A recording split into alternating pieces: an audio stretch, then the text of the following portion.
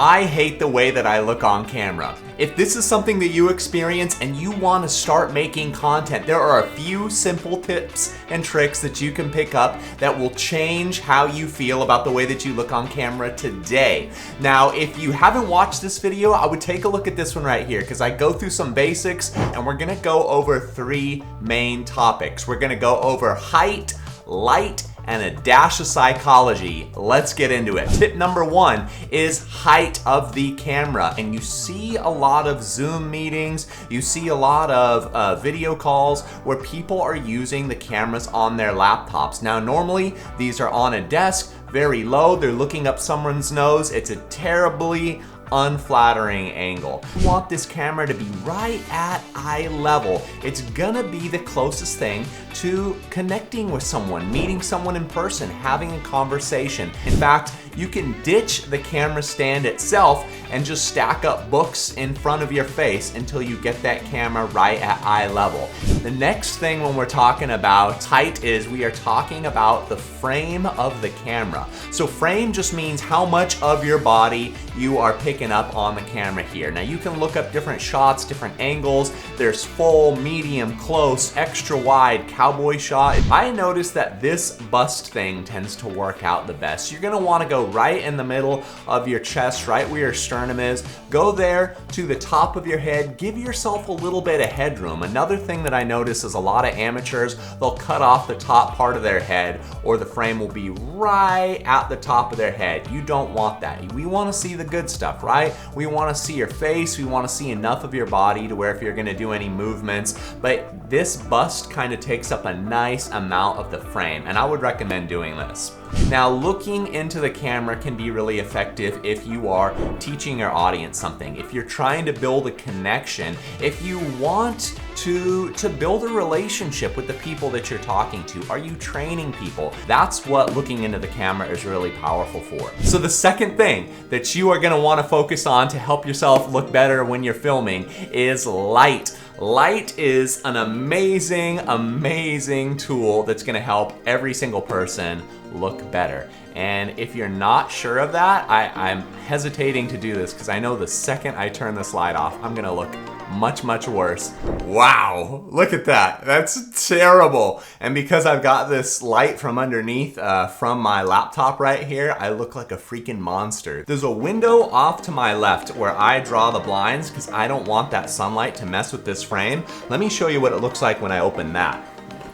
Oh my gosh. A quick rule of thumb is the less shadows you have, the more high quality this is going to look. Think about any news station. Think about anytime you see somebody at an anchor desk. They are blasted with light. We call this flat lighting because there are 0 shadows on the person's face. It looks really high quality, really nice, really fancy. You'll see this in reality TV shows anytime you want your audience to look really professional. Oh, thank goodness. That looks so much better. Also, what you're gonna wanna do is you're gonna wanna focus on keeping the light in front of you. I can't tell you how many clients that we have that when they start filming on their own, the first thing they do is they film at their desk with a window directly behind you.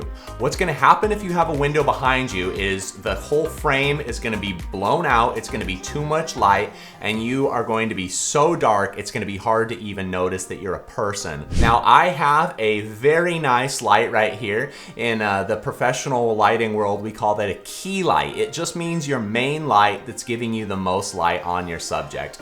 Now, you could get a light. I recommend a diffuser because a diffuser is gonna make the light softer, and it's also gonna make it easier to look in that direction. If you just have a light bulb blasting you in the face, it's really hard to pay attention. If you don't have a key light, you can get started with $0, and I'm gonna recommend making your setup in front of a window. Face the window and put the camera between the window and yourself. And now you can use the blinds to adjust the lighting in a way that you like it and you look your best. But the thing I want to talk about next is a little bit of perspective, because a lot of people were just being really hard on themselves, and they say that they didn't like the way they looked because their pores were too big, or they're too fat, or not tan enough, or too pale, or you name it. I hear this stuff all the time.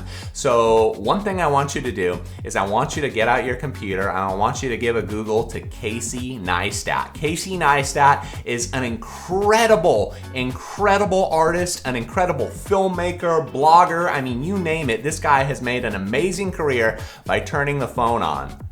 And this guy is ugly as sin. You could tell that Casey doesn't always like the way that he looks, because in almost everything that he films, he's wearing these big old glasses. I think he could get some different frames that would make him look even better, but that's a different story entirely. So if you think you look weird, imagine what would happen to him if he were to let the way that he looks stop him from making footage. He just got out there and he did it, and he got comfortable doing it. Another thing to make you feel a little more confident is I want you to get on the Google and Google 20 ugliest celebrities, because my God, this list was insane. We got people like the ugly Howard brother, Ron Howard's ugly looking brother. Nobody who's watching this video looks as bad as he did. This guy literally made a career of being the ugly weirdo in movies. If you're still watching at this point, I want to give you one bonus tip. And I was lucky this week to work with a company called ResRev. ResRev is this really neat company based out of Charleston, South Carolina, where they have video resumes for people looking for entry-level positions. Now, I was filming probably about 30 different students getting in front of the camera and giving their video resumes, talking about why they're good candidates for jobs, the kind of positions they're looking for, what kind of experience they have. And I noticed there was a stark difference between people who had confidence and those who did not. Here's what someone who doesn't have confidence looks like. I think that I'm really good at this, and I mean, I might be good, but I might not be. I don't really know. How awkward is that? That makes me feel so awkward and cringy when people feel they have to preamble, explain, and then negate the work that they've done. If you believe something, you don't have to say, I believe, my opinion, I could be right. Just say it. If you've been working on a subject for 10 years, you are the expert. Be confident, say what you mean, make sure you have a good angle, make sure you have good lighting, and make sure you have good perspective.